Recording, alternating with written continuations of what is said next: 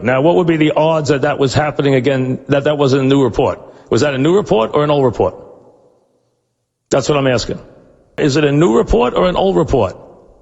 Is that a new report? Or we don't know?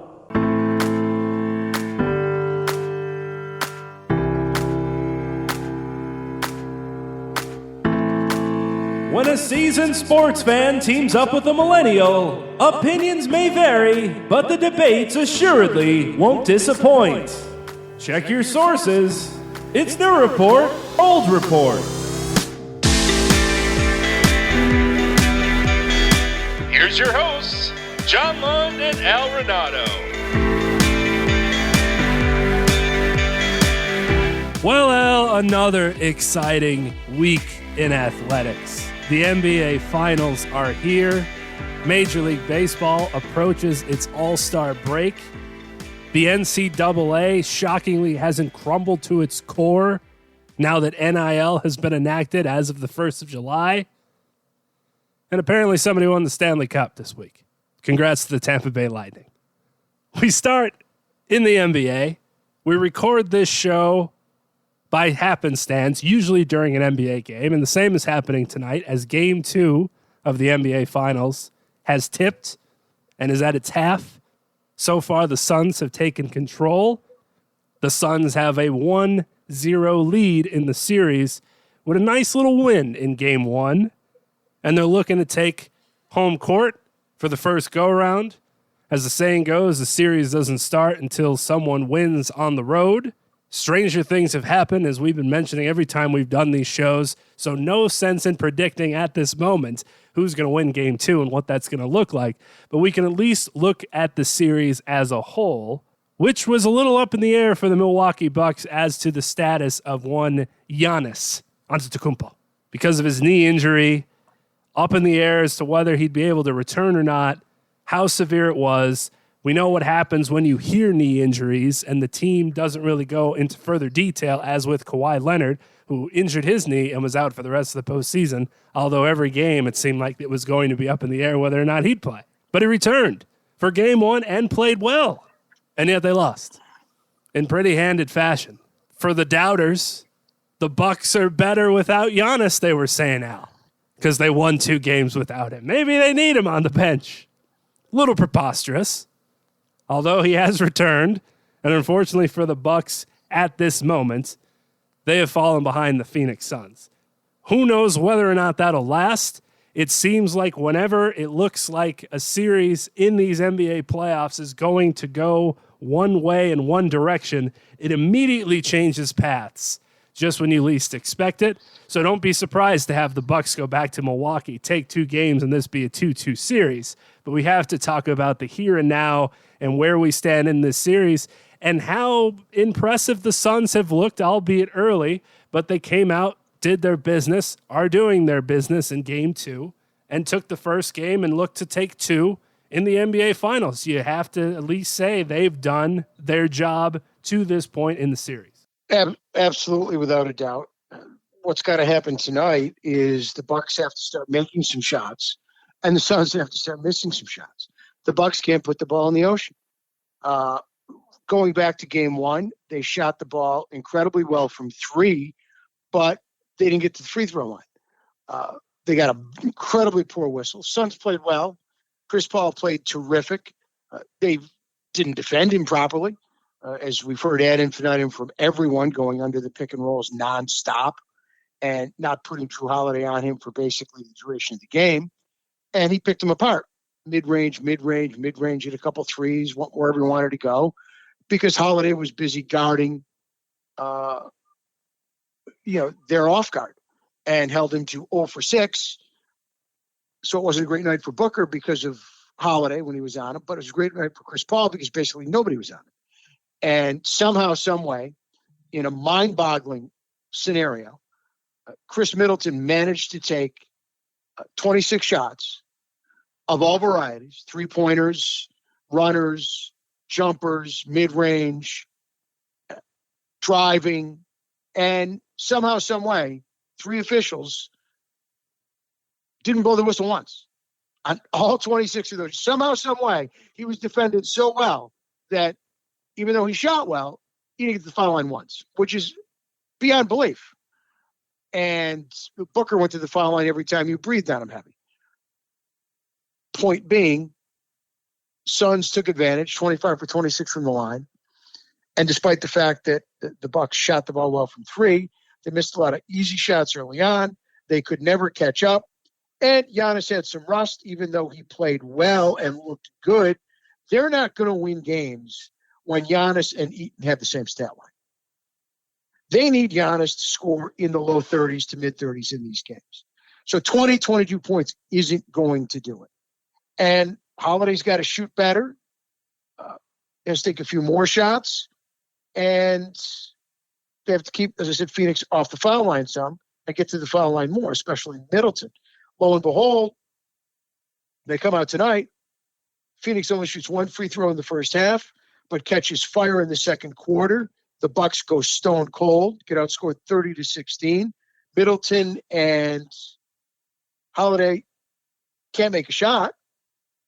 And Giannis has 10 shots and 10 points in the first half.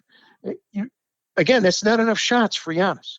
I love Holiday, but they don't need him to take 14 shots in the first half. They need him to take 10 or 11 shots in the first half and make sure Giannis gets 14 or 15 shots in the first half. And tonight, the Suns, who didn't do a lot of damage from three, shot the lights out from three in the first half. And have come out here in the second half and off to a good start, up by 13. So the Bucks have got to find a way to get rolling offensively, get to the foul line, and from a defensive perspective, they've done a good job on Chris Paul, but they have to make some shots.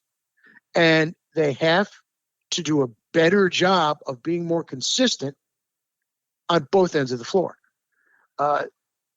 They will go through stretches where they shoot it well but don't defend well, other stretches where they defend well but can't make a shot. They have not been able to put together a solid stretch of basketball where they're doing everything well, defending, playing proper offense, and making open shots. First half, game one, missed a ton of bunnies. Tonight, first half, missed a ton of open looks. 15-footers, 18-footers, three-pointers, wide open shots that Middleton just could not knock down, and Holiday could, awful in terms of shooting, and the Suns much higher shooting percentages. I'm going to say they're not necessarily better shots, but making their open shots, and the Bucks are missing open shots. You need to make open shots at this level. Contested shots are tough enough. You got to make open shots. Simple as that. And you have to make sure that you are going to defend Chris Paul by putting your best defender on him and not let him go where he wants to go off of these switches on the pick and rolls 40 feet, 35 feet from the basket. You don't have to switch on Chris Paul 35 feet from the basket. He's not Damian Lillard, and he's not Steph Curry, and he's not Trae Young. He's not going to shoot from out there. He wants a probe. He wants to control the ball, get in, move around, and he will shoot when he gets to the spot he wants if he hasn't gotten it to somebody else for a better shot. That's when he'll shoot. And he will probe and probe and probe and probe and shoot the little bit, and he will always go to his right every time. Simple as pie. I understand all-timer, maybe a top 5 point guard. We won't fight about that tonight. But the point is, just like you make Harden go, make him go left. Make him go left once. The only time he ever goes right or left is after he's gone right and gotten to where he wants to go, and then he goes to the left. You got to make him go to the left into the painted area and finish that way, or dish from there. His passes all come from the right side of the lane. He only takes his little mid-range jumpers from the left side when he starts on the right side and winds up on the left side. You must make him go left on the dribble and shoot with the offhand. And when he gets in there, got to go down. Got to go down. Not dirty. He's got to go. He'll foul you. Got to knock him down. Got to put him on the ground. Wear him out. Make him make those free throws. Do not let him go to his right. Make him finish going to his left. Make him pass going to his left. He goes right every freaking time, like clockwork. So we'll see if the Bucks are able to do some of that, and if they'll start making some shots, and if Phoenix cools off a little bit. I still think this has got a chance to be a really good series, but I also believe that the Bucks do need a split. Now, they lost the first two against Brooklyn, came back and won 4-5. 4-5 is a tough road to hoe. I wasn't concerned losing the first one because they lost the first one in every series. And game ones don't mean a lot to me. Games two do. Or game twos. Game twos to me mean a lot. Because somebody's taking control. Somebody either is broken or somebody is taking control of the series with a 2-0 lead. So I think game twos are vitally important. And I think tonight is incredibly important for the Bucks. The interesting storyline for me is a big three type of headline for both teams. We talked about this on the show Me too, but before. it hasn't been that. It hasn't, right? It has not been that. That's what I mean. It has to be, right? For either team. It was in game one for the Suns, but Drew Holiday is going to have to be that third guy consistently for the Bucks. That's the interesting thing about this league this year, where the theme of the big three kind of went away. It was the big two for so many teams, and then you just needed that one other guy every night. Didn't matter who it was. Holiday doesn't have to score 25 or 30. To me, the mix for the Bucks is low to mid 30. To me, the mix for the Bucks is as follows: Giannis and Middleton 60. That's the mix for the Bucks. Yeah. Holiday 20-ish and double digits in assists. Yeah. Now, if you want to call that a big three, okay, there's your big three. Okay, 80 between the three. But to me, I think the first two need 60. Because that means Middleton is scoring from 3-point range. That means he's getting to the foul line. That means his mid-range is working. Because Middleton scores in a variety of ways. That's why he's such a good offensive player. He's got an excellent mid-range. He knocks it down from three, and he's a great free throw shooter. So he gives you all assets in your half-court offense. And he's big enough to go inside. So he can give you all the aspects on the scoring front in your half-court offense. He can do it off the dribble. He can do it off screens. He can catch and shoot, and he can get to the free throw line. And he can make them all because he's got a great stroke. And he's a big-time free throw shooter in crunch time. And you need not Giannis in that painted area because I don't think they have anybody who can stop Giannis. Ayton's very good, but I don't think he's a big-time defender at the rim. And I think Giannis needs to go in and body him and use his strength and make Ayton defend and see if he can get him in foul trouble. Yeah, get him out of the game. And if not, if Ayton's not going to be able to defend him with his body, he should be able to score much more easily down there. And they don't have any help down there besides Ayton. They lost their backup big guy to an ACL. So Frank Kaminsky? I don't think so. That's why I think Giannis needs to be going for low to mid 30s in these games. Because I don't think they have the ample size inside to stop him if they make a concerted effort to get him and even Brook Lopez the ball in the paint regularly. He almost does it with ease, too, Giannis. As, for example, in game two, we happen to be halfway through the third, and he's got 25 points. Just another night. Sometimes, if he does what Al has been preaching him to do and just stay in the post, be dominant, use your size, use your length, etc., he has those LeBron-esque games where you don't even realize the numbers that he's putting up are as impressive as they are because you just expect him to do it. He'll finish with 30 and 20 and you just go, well, yeah, of course. Why not? You're the MVP. You should be getting those types of numbers. He can make it look so easy sometimes, and that's what he has to do. As for the 60 points, you'd love for it to be at least 60-40 on the Middleton side. Have him go off for a night. Drop at least 25. Go from there. Him be the main scorer and have Giannis be able to take a couple steps back. You'd love to see that, and we've seen it throughout the NBA playoffs. Middleton will go off on one night, and the Bucks seemingly win with ease. You could rest Giannis's knee. You don't have to have him on the foul line. But then there's nights where it's 10 or 15 points, and you're looking around wondering what happened. Well, the thing is, as good as Ayton is become, they don't have a matchup for Giannis. He's a tough guy to match up with to begin with, obviously.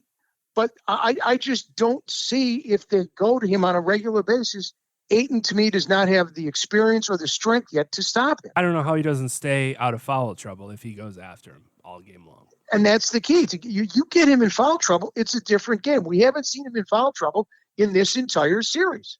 I'm sorry, in this entire postseason. He is always out there with 3 fouls, 2 fouls, maybe he picks up 4 fouls in an entire game. No one has attacked him. I think he has to be, and it's not a knock on the kid. It's just the fact that the only guy who's been in a position to attack him was a healthy Anthony Davis. And the Lakers won both those games. I mean, he's averaging, it has to be at least 38 minutes a night. He's getting 39, 40, 41. You can't have that if you don't have somebody that could match him on both ends of the ball. You have to get him out of the game. And that'll completely change it. I agree with you 100%. They have to work on that and see if they can use him being young and a little inexperienced, going up against Giannis, who's been here before. That's an adjustment that they definitely have to make, especially at home. Especially at home. If you can't figure it out on the road, Bud has his problems, and he looks like he sees a ghost every time the camera pans to him. At least figure it out once you go home. Is there a team in this series? We talked about the inexperience. Jay Crowder is the only person that's played in the NBA Finals, and that was last year in the bubble. So everybody's coming into this new, regardless of how long you've been in the league, like Chris Paul.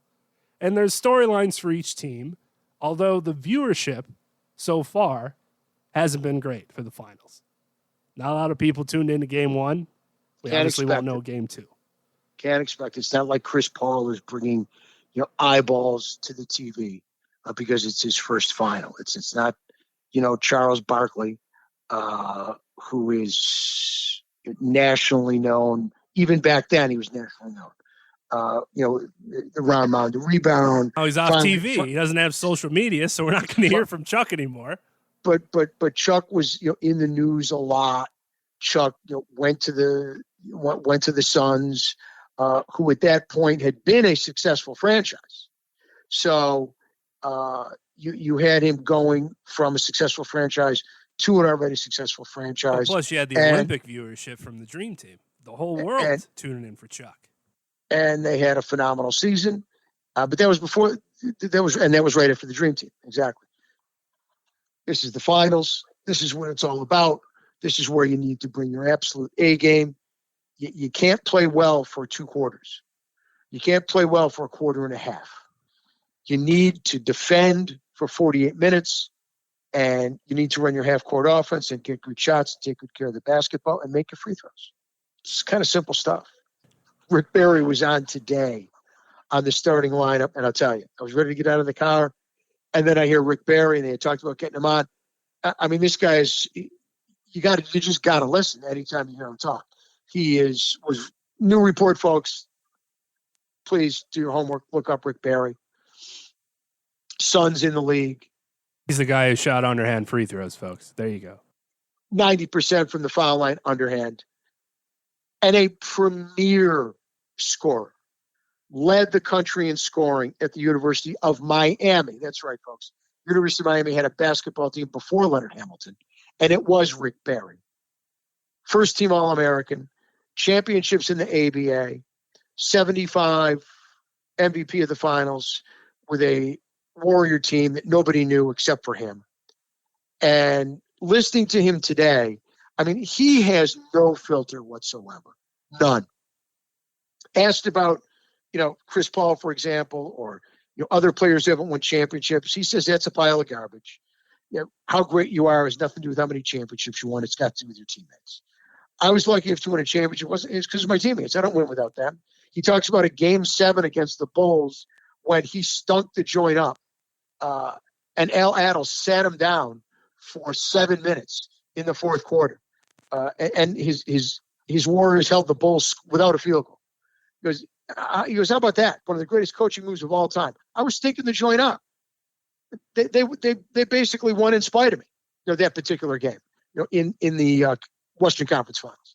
So he has no filter. He's brutally honest, and he just can't understand why these guys struggle from the foul line. Why these guys won't at least try shooting underhanded, because it's such an easier shot. It's such a more natural shot.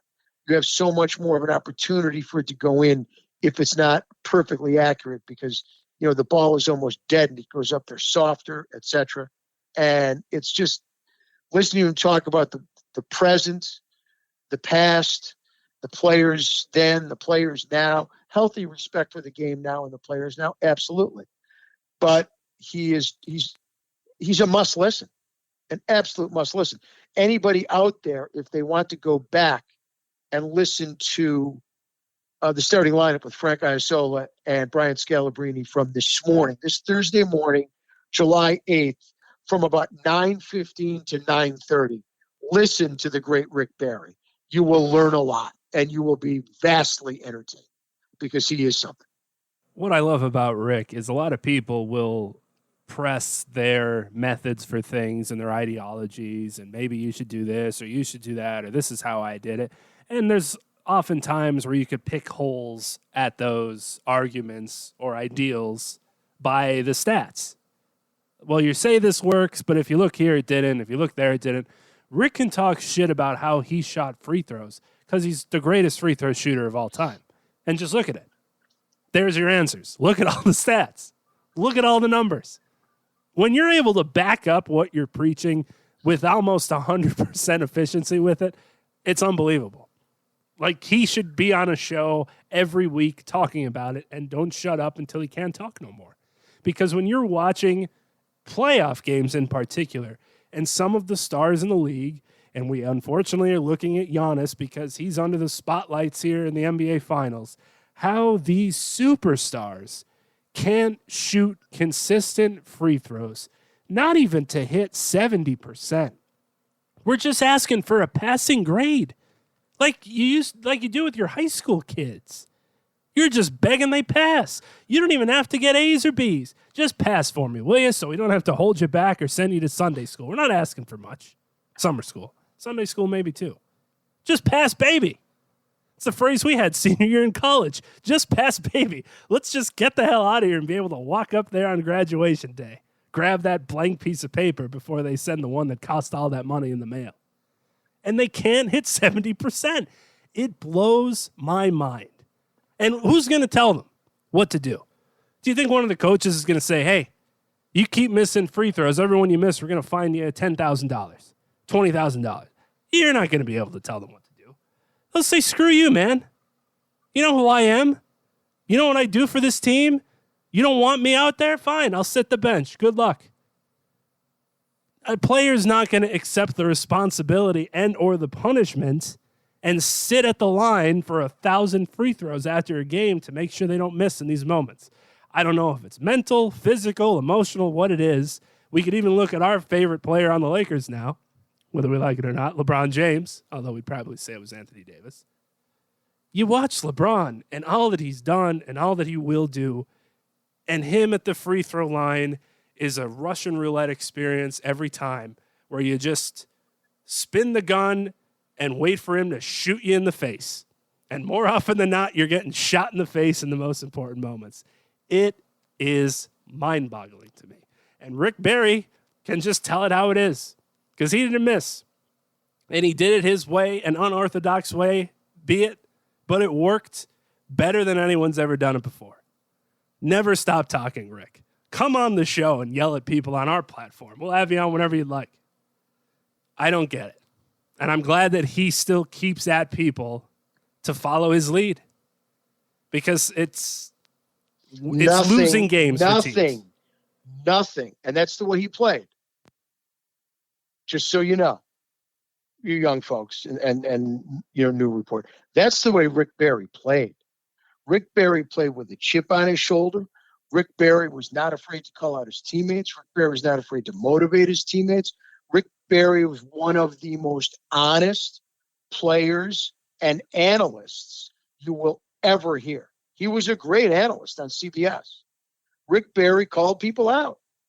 Rick Barry was unafraid. He's absolutely fearless. Tough guy.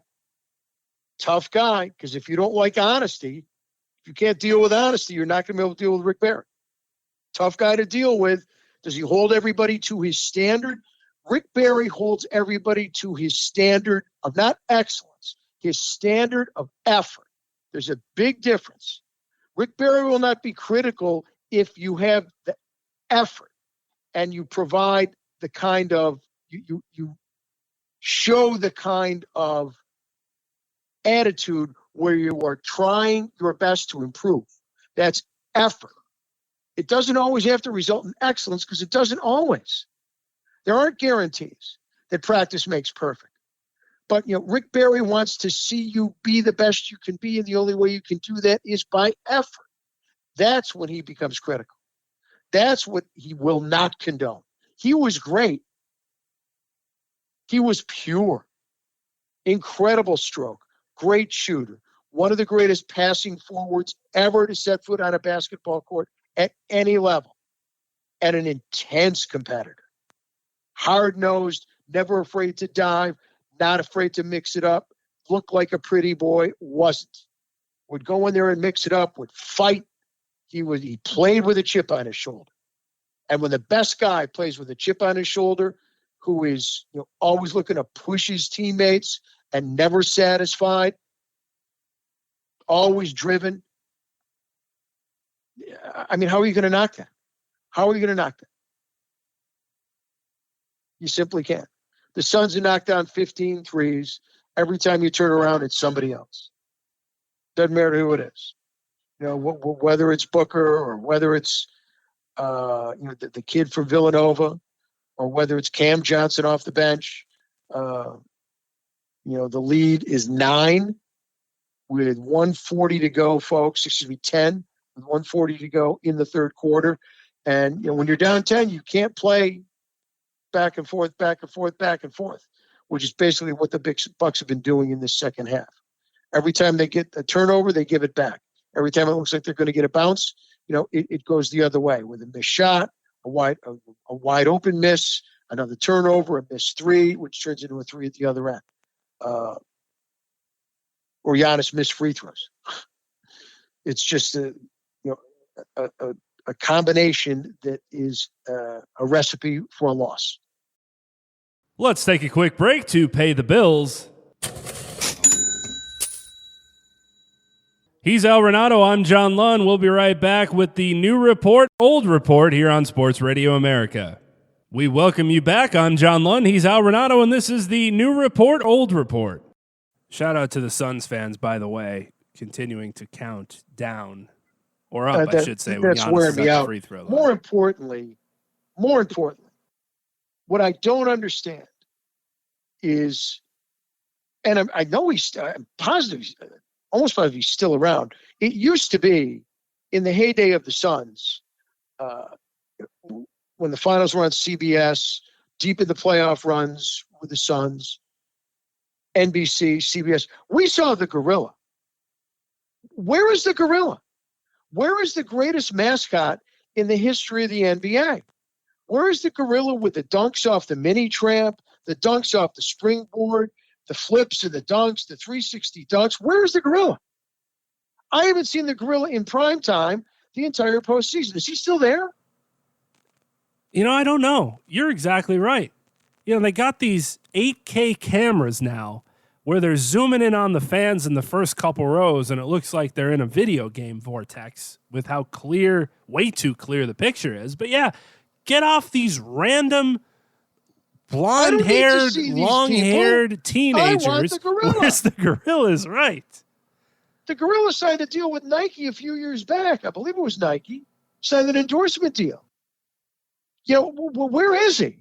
The most entertaining mascot in the NBA, and there's nothing else that's even close. Yeah, you're right. We got to get on Rex Chapman on social media or something to Can track you do this that, gorilla please? down. Can you ask King Rex where the gorilla is? Would you do that, please? Is he retired? Can't be. Can't be. Can't be. Can't be. Unacceptable. Maybe they're waiting. I don't know why they would wait. I mean, you're running out of time. It's game 2. You might not come back. That's exactly right. He might not come back. Yeah, we're running out of time to find this girl. I'll have to look into that as the show goes on. We'll have answers for you guys where the grill is and if Rex gets back to us. Speaking of that, before we wrap the NBA up, since there is a chance that the series is over the next time we speak, the Suns fans would love that. I'll have to ask this in two parts then. Who do you think is going to win this? / who do you want to win this, just as a fan of basketball? Oh, the Bucks. The Bucks. I think it's great for the league if the Bucks win. I think it's great because to me it's all about Giannis staying in Milwaukee, the big potential free agent, not leaving for greener pastures, for bigger markets, and succeeding in that market and showing others that it can be done, that you don't have to leave and go elsewhere to win the title. And that doesn't mean, leaving New York or leaving LA. All right. That means, leaving the mid-size market that in this case hasn't won a championship in 50 years to go and chase a ring or chase, the media circus of the bigger, the bright lights of the bigger market. And that's why I think it's incredibly important for the NBA. It's incredibly important for the other franchises that are in the same scenario and the same situation with respect to the size of the market and who may wind up with a big star, to keep that star there and show that you can surround him with quality players and win and compete for a championship. And in this case, win a championship. And that's why I think it's vastly important. It would be great for the league if the Bucks can pull this off. I'm with you completely on the Giannis side. I think as sports fans, and especially in basketball, every time a player leaves a team for another to either go to the specific team or to play with specific players, we rip them for it. What are they doing? Can't they win on their own? Why do they need X, Y, and Z to win a championship? There's an asterisk by it if they do win because they needed help, and on it goes. Giannis said, F all that. I'm staying in Milwaukee. We're running it back. I have my Batman in Chris Middleton. Whether or not you believe he is another discussion. But it was nice to see in a way, hey, I'm staying. Let's go.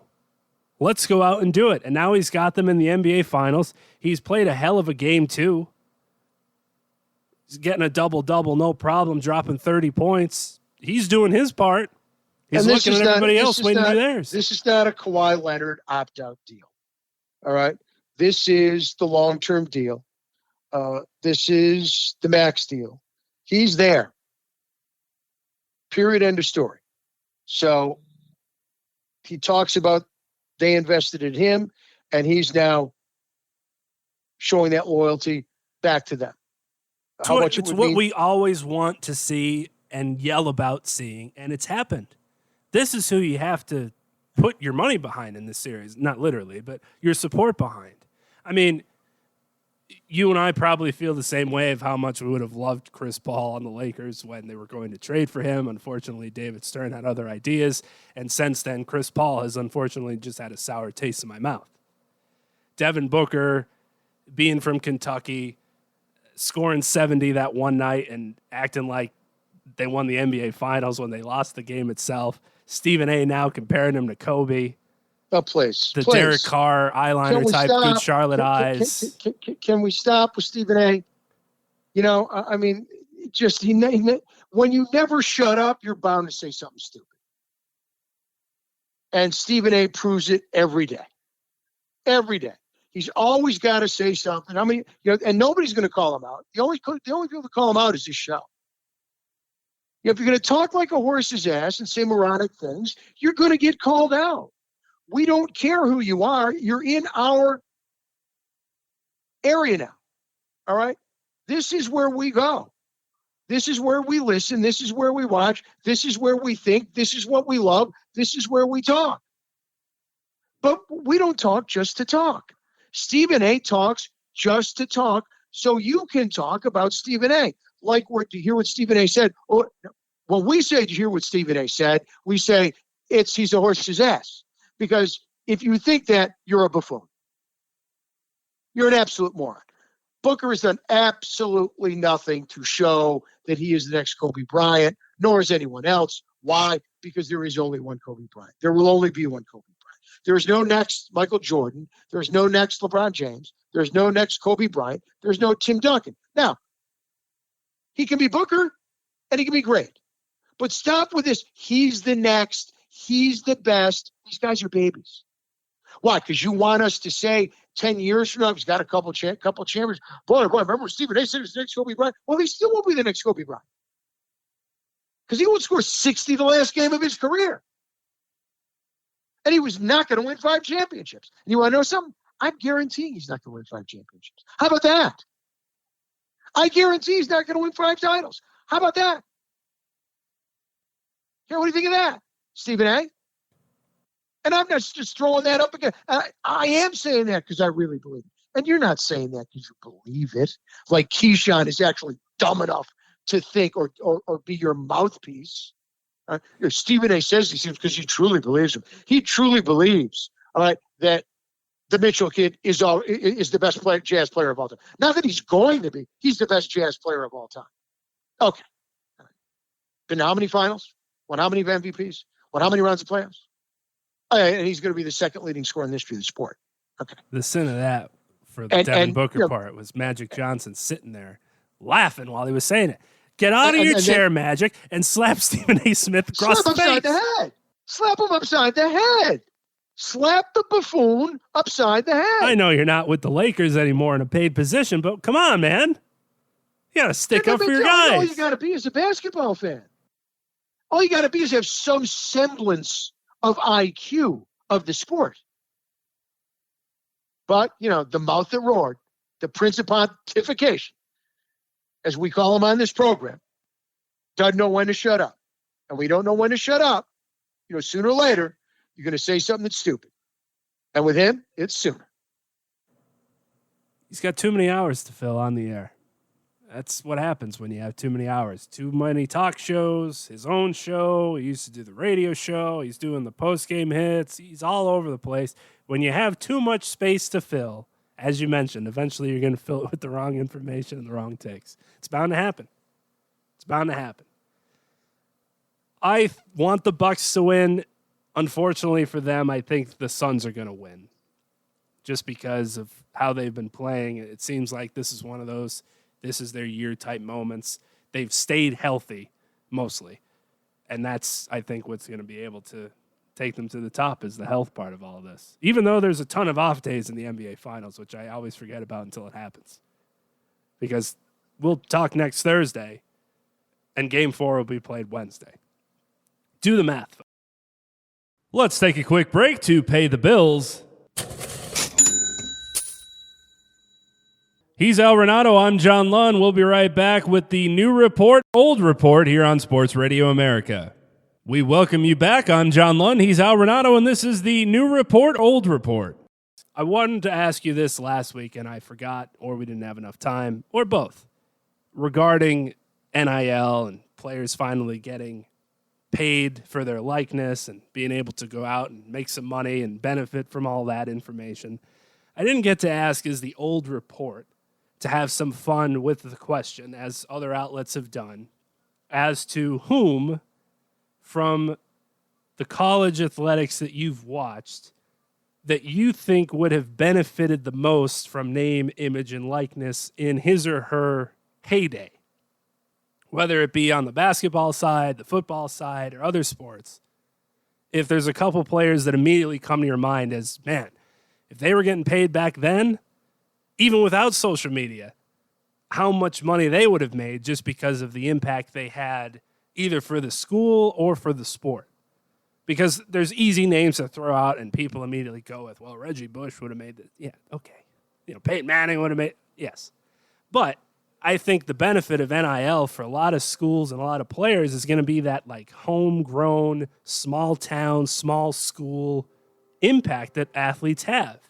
And I wondered who comes to mind for you, whether it's your own alma mater at Syracuse or just sports in general. Well, the first guy that would come to mind is because of, and it's not small school, it is home state. But if you look at how successful he was as soon as he was able to be marketed, because remember, he played football and won a Heisman Trophy and played baseball in college. The first name that comes to mind is absolutely Bo Jackson. Absolutely Bo Jackson. Because, the Bo Knows advertising campaign of Nike was one of the biggest of all time. Yeah. Because of Bo's versatility. And Bo didn't just have that versatility when he went to the pros.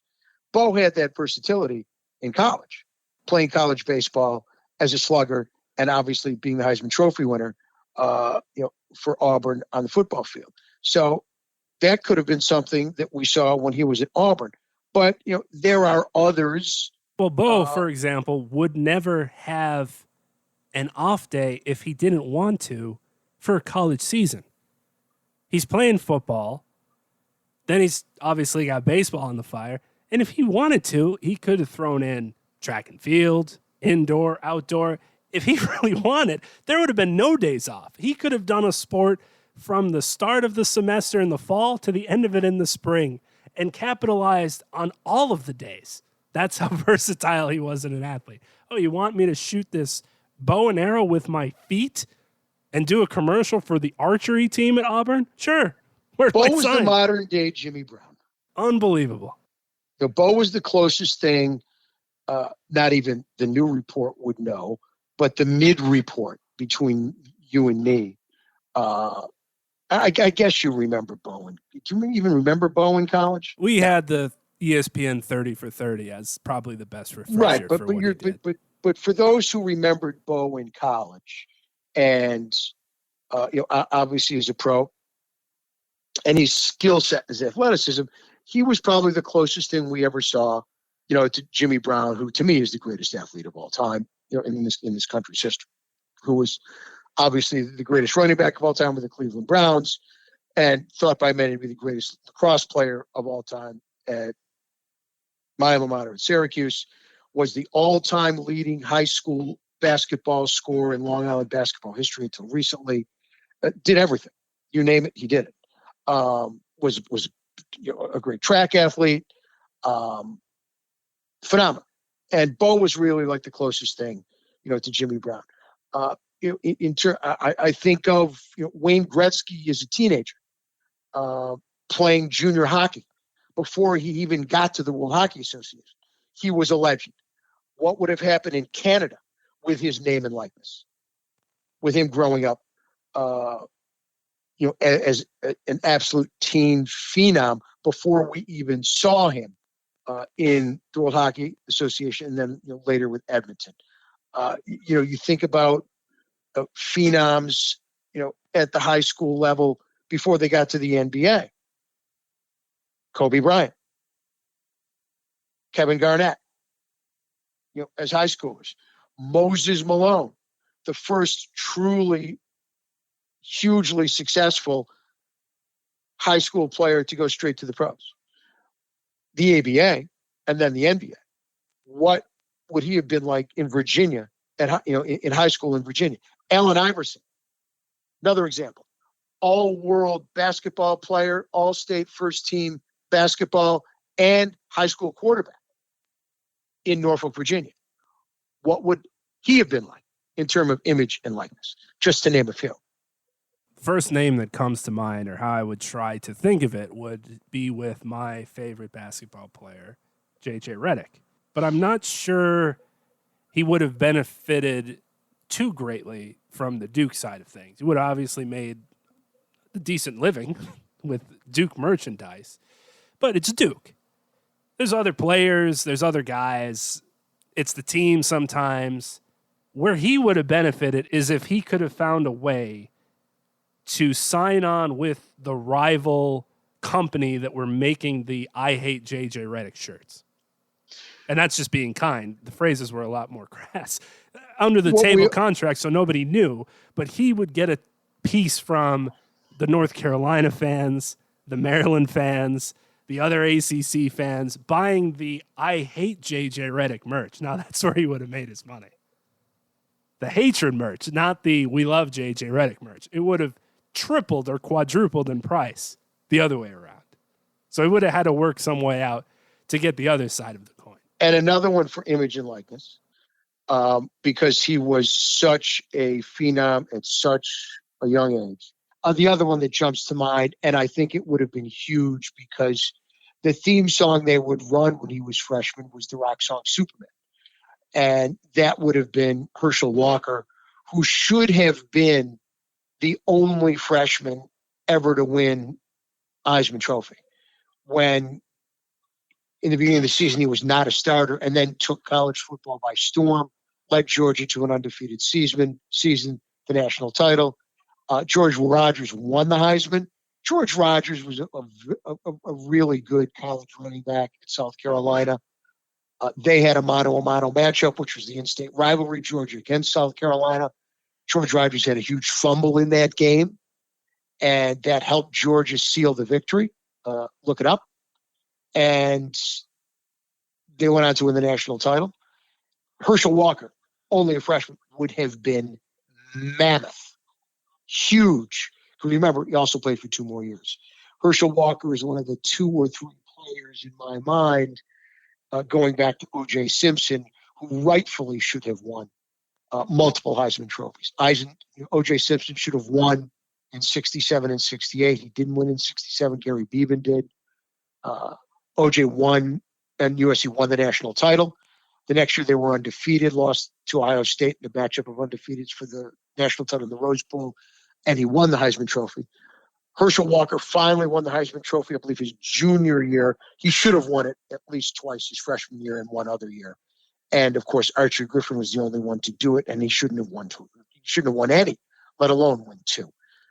Terrific college player, but not worthy of 2 Heismans for sure. O.J. Simpson, obviously, in his days at USC would have been mammoth. He was all-world. He was the best player in college football his 2 years there after transferring from junior college in San Francisco. He would have been huge.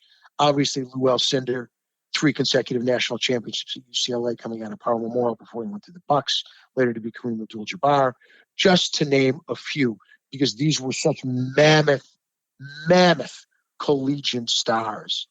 Their likeness and their images were known nationwide to a national TV audience. So had they been able to market themselves at that point in time, there would have been a massive success. And on that front, what we need to also note is every one of these kids should be instructed by their representative, agent, lawyer, parent, otherwise, to sit down, not go to their phone, to sit down and simply write out a thank you note.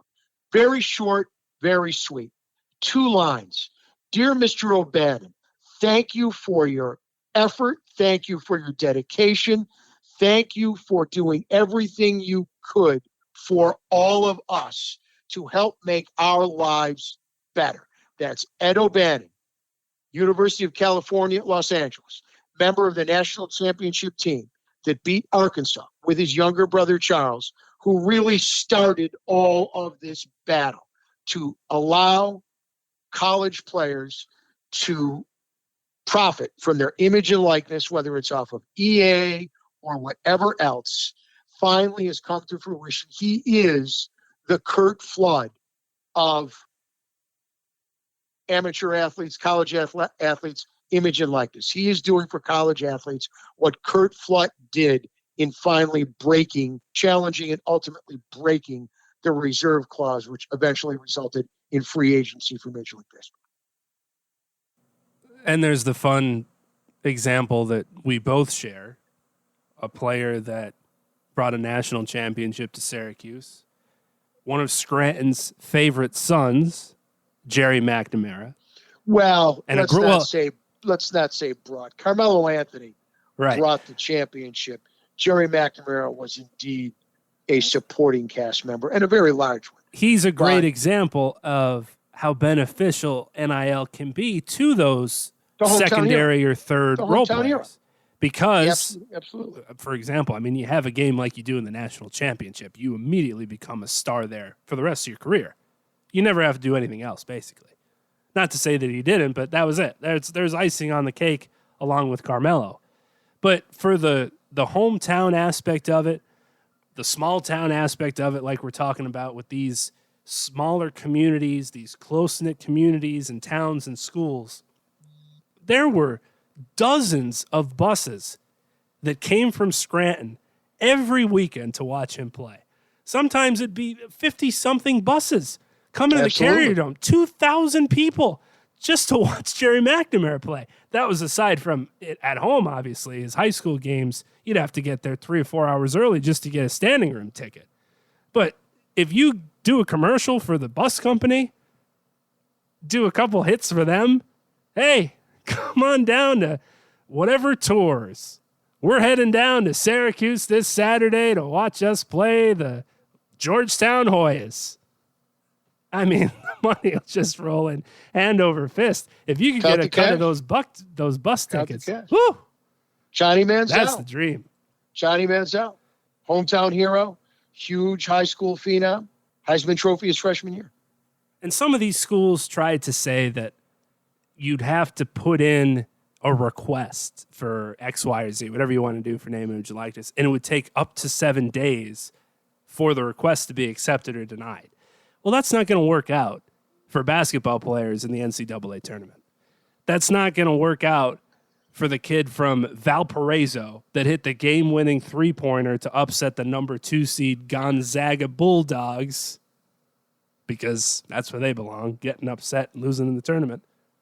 You can't have a 7 day. That has to be 7 minutes when you start signing the next Nor is it deal. going to work out for Scott Drew, son of Homer Drew, right, who hit the game-winning shot against Ole Miss on the Pacer play. That's night of. The highlight that lives in infamy. There's a briefcase waiting on your locker room chair after the game. Call me with a business card. Update 5:27 in the fourth. The Bucks trying to scratch and claw their way back in it, down 8 after being down 13. Booker hitting big three after big three whenever the Bucks seem to make a little run. Here's Giannis to the rack, fade away, knocks it down off of 1 foot, and the lead is 6 with 5:12 to go. Can the Bucks get over this hump? As Bill Russell used to say, the long road back. The long road back. You expend so much energy to get back into the game. Do you have enough to finish? And that's the question, because now the Bucks are trying to defend Chris Paul, who dribbles the ball for 20 seconds, a la James Harden, and then chucks up a three and misses, a la James Harden. Well, let's do this. And there's no other perfect way to close the show if you've been listening for a long time. For anyone that wants the Bucks to win tonight, for you and I who want the Bucks to win the series, with 5 minutes to go, the Suns are up 6, so we'll just call it. Here on the New Report, Old Report, the Suns are taking a 2-0 series lead. Up 6 sure looks like they'll cover. The line is 4.5. Al, it's always a pleasure. We'll do it again next week. Folks, for my partner, the great John Tiny Lund, the New Report. I am Al from White Plains, the Old Report.